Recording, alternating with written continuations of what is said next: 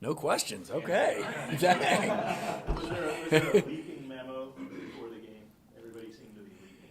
What's that? DJ leap, Antonio leaps. Who was Shipley? Yeah, there's all kinds of leaping going on. I know the coaches weren't leaping a whole lot, but players were leaping. We might get hurt. We're getting too old. But no, yeah, that's pretty funny right there.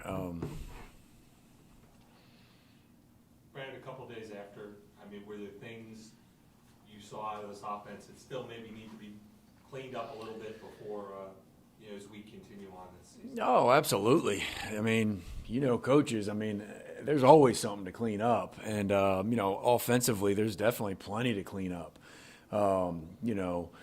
Starting with just, having too many situations, especially in the second half, maybe that third quarter.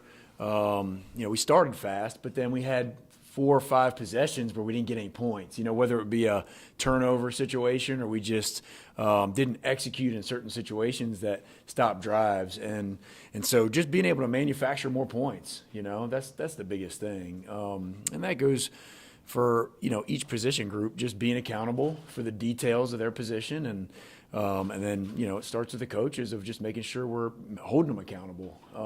But I would say that would be the biggest thing. We're definitely doing a lot of good things. And most importantly, I was proud of how our guys responded on Saturday, coming off that loss to Notre Dame. It's hard to win, as we all know. And so this was a good team, Louisville, that came in here. And we did a good job of taking care of business. How important was that fast start, just to get things rolling and kind of that confidence that you're always preaching? Yeah, very important. We've been very successful at the beginning of games. The first drive of games, we've gotten points. All but 1 or 2 games, I think, this year. And so it was really good to get off to a good start, get some momentum going, and that's a big part of playing football is the momentum piece. When we get momentum, we can feed off of each other, and it creates that energy that you really want. And so, starting off fast at the beginning of the game and then also in the third quarter was really, really important for us this past week. How did Mitchell Mays do? He did good. We were really excited about what he did. He had a few things here or there that he's got to get corrected, but as a guy that first time starting in that situation against a team that moves a lot, a lot of twisting and movement up front, a lot of identification, a lot of communication. He did a very good job. So really impressed with him, and he's had, he's been the one that has had the most snaps outside of our top 5 guys this year. So he did have some experience before that, but having a start under his belt now, I think, has given him a lot of confidence.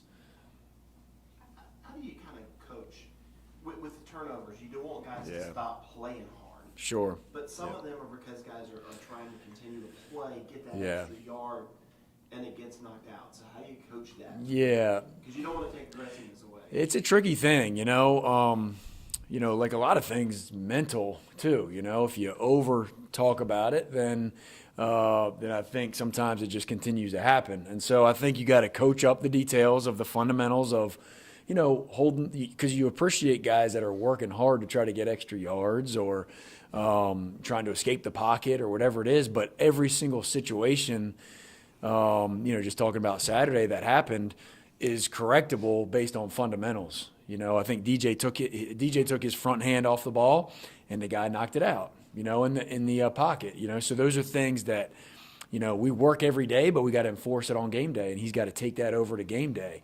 And then Shipley's working his tail off, and anytime that the wrist gets below the elbow, that means it's loose, or if it's not high and tight, then you don't have as much strength at all around the ball. And obviously on defense, that's the main objective of defense is trying to get the ball back. And so we just got to continue to emphasize and then practice those fundamentals that can help prevent it. After the game, DJ talked a lot about playing more free with more confidence. Yep. And that was something he was really working on last week in practice. Is that something that you try to coach into him this week and kind of continue that kind of rhythm? Absolutely. We talk about that a lot around here, whether you're playing quarterback or any other position, to find that peace of mind to go play free. And I think, I think he's done a really good job of that, for most of the year. And like a lot of things, it's easier said than done. Hey, just go play free, DJ. Don't worry about anything else. Just go play free. And but when he can do that, and he has that mindset, he's in a a much better spot. He's able to go play free and play more confident. And anytime you can play free and then you start fast, you gain confidence quickly. And so I think that's what you saw in him on Saturday. Not perfect, but he played a good game. And he started fast. And I think it's our job as coaches too to help him to get to that point. To help him at the beginning of the game to get into the flow of things very fast. So, but he did a great job, and just proud of how he bounced back and responded. Jabba said he told y'all told DJ it was do or die. What did die mean? Did it mean we're going McCade fully, or? I don't know. What did Coach say? He said, well, I'm saying, what does that mean to Coach? I mean, I don't know. I just think, I think DJ knows he's got to play well. I think he knows, man, every day, every week there's competition. And, when you're playing the quarterback position, man, the team is going to go as you play. It's very simple. And I've talked about that with the quarterbacks all the time is, man, we're going to play as well as you do. So as soon as you accept that pressure and accept that responsibility, that's just life. That's what you signed up for. And so, which is not an easy spot, but hey, when it goes good, you're getting all the praise. When it doesn't, then you get the blame. And that's just, like I said, part of the territory. And so he knows he has to play well in order to maintain, his position. I mean, that's at every position though, so he understands that very, very well. What was the thought process behind Cade coming out and then DJ finishing? Yeah, I think in that situation, number one, we wanted to get Cade some more experience. And number two, he brings an explosiveness with his feet that you saw on a couple of the plays there. At least one of the plays, he had a 13-yard carry.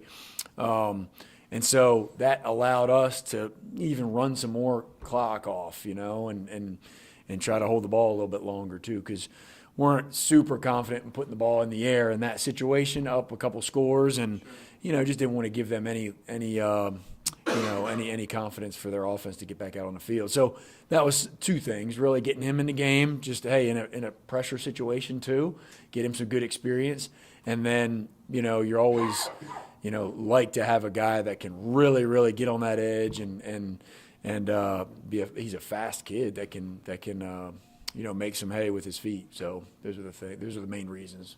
Would you love the opportunity to get him in a game where he can actually just run the offense without being protecting the football time or a garbage time, but just to actually be able to go out there and throw the football around? Yeah, I mean, I'd like that for all of our guys. I mean, I really would. I mean, I think it's a tricky deal, sometimes, yeah, I think that's a great idea. I think it depends on a lot of things. It depends on who you're playing. It depends on, what type of structure you're playing. And then it also, you got to give a chance for the starter to, get into a groove and get into a rhythm and maintain his confidence. And really that's what happened Saturday is DJ, had confidence in the beginning of the game and got into a rhythm and just didn't really want to stop that rhythm, So I think every scenario is different. Every week is a little bit different. And both those kids know, though, both of the guys know that, man, they got to be ready to go no matter what. And y'all have seen it. I mean, they've been in and out a couple of different times. And, whether that's fair or not, I mean, that's football, and these guys got to be ready to play and in every situation. Brandon, what have you seen out of Miami's defense? Yeah, they got a solid group. I think there's, Coach Steele has done this a long time. He does a great job, and he does a great job of keeping it simple so that they can play fast. There are different. They play a base 4 down front majority of the time. They mix in a little bit of 3 down. And like I said, right now he's keeping it simple for their defense so they can play fast and eliminate any kind of mistakes. I really like their safety. I think number 24 is a really good player. He's got a bunch of picks. I think he's got 6 or 7, but he finds a way to make plays on the ball. And they got some big defensive linemen that can move well. They've always been an athletic team, So those are the things that we're going to be challenged on, and those are the things that going in today, just really, really emphasizing to our guys those particular schemes, and then a couple of their players that are kind of highlighted on their defense. Any worries that because Miami hasn't had the season that I guess it started the year in the top 10, that your players, I don't know, might not take them as seriously as they probably should? Yeah, I really don't think so. I really don't. I think our guys have bought into, our whole philosophy of, we're playing Clemson every week. We're playing to a standard. And no, this is the most important game of the season because it's the next game, and that's what we preach to our guys, and they really understand that mindset. And any team can come in here and beat us if we don't have the right mindset, and that's college football, as we see all year long. Different teams, winning and beating teams that they shouldn't, and that's just part of football. So I know our mindset will be in the right spot.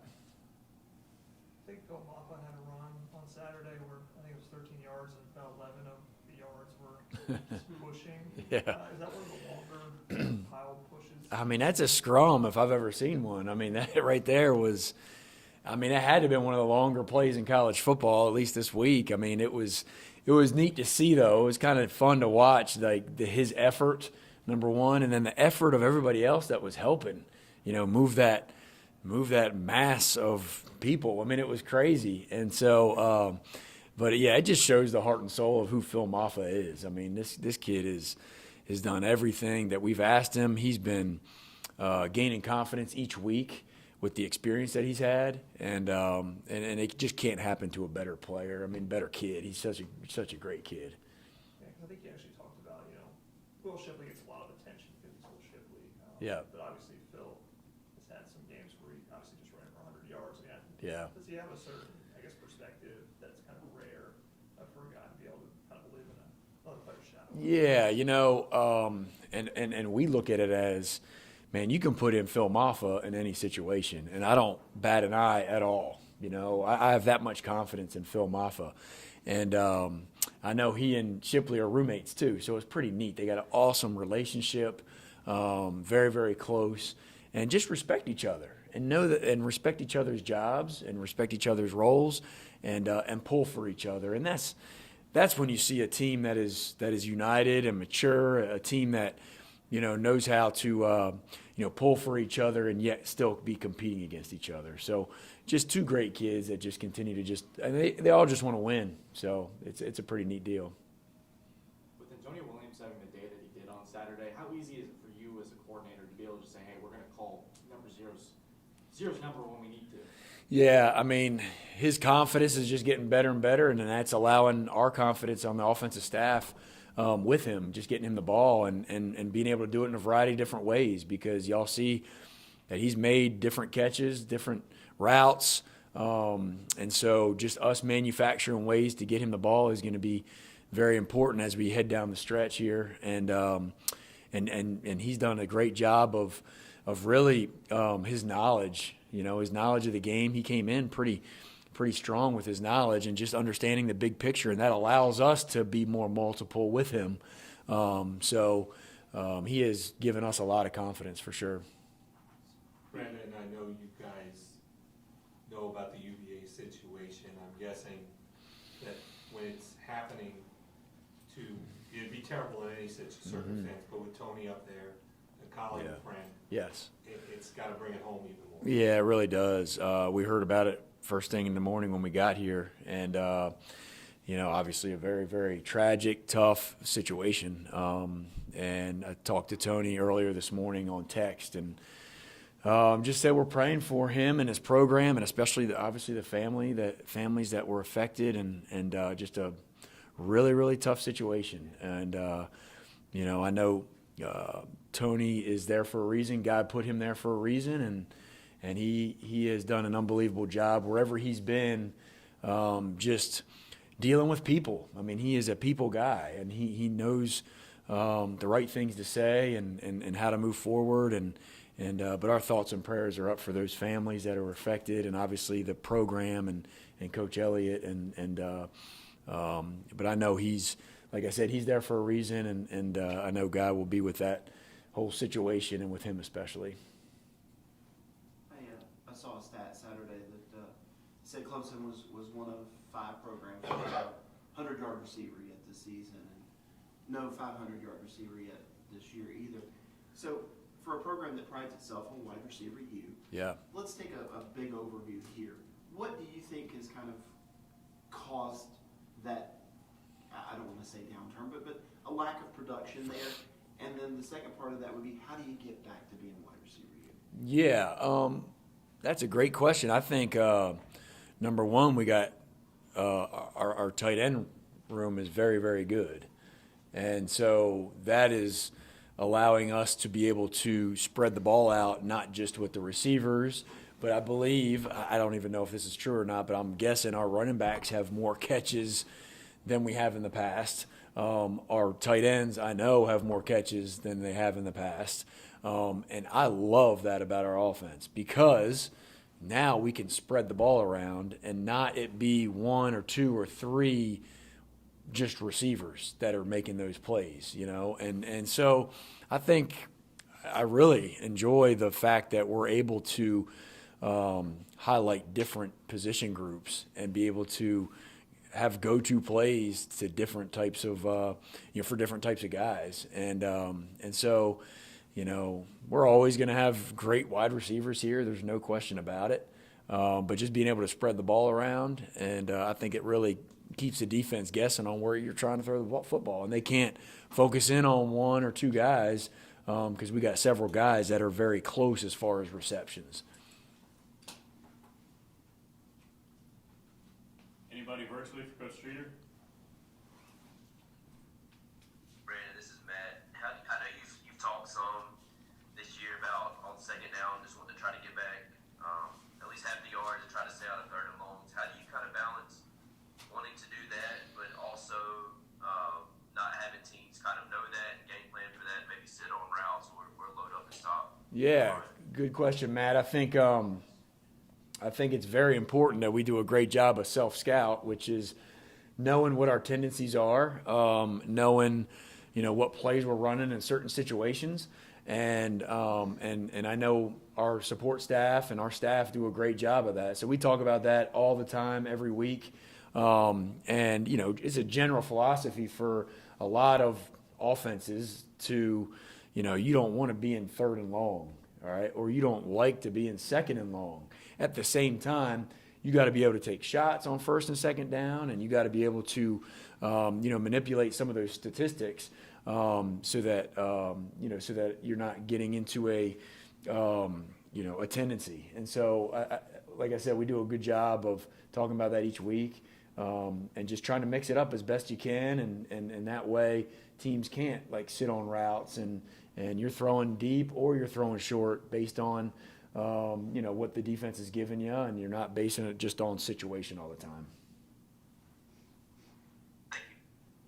Hey, Brandon, it's Anna. I know Louisville brought a lot of pressure, but what would be the next step, I guess, in eliminating some of those tackles for loss? I think there was 8 on Saturday. Yeah, really. When you have tackles for loss, it comes down to communication up front, and also if the sacks happen, when sacks happen, it's not just the offensive line. I mean, it's a mixture of running backs, offensive line, sometimes tight end, and then obviously the quarterback and being able to get rid of the football. So it starts with communication, and being on the same page, making sure that we're hatting up the right guys. And for the most part, I feel like we've done a really good job of that, and especially against a team that brought so much craziness last week with Louisville, they definitely did a lot of stuff.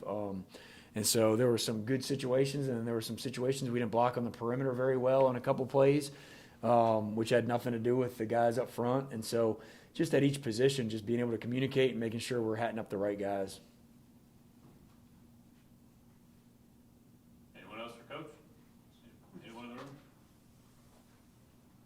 right. Thank y'all. Thank you.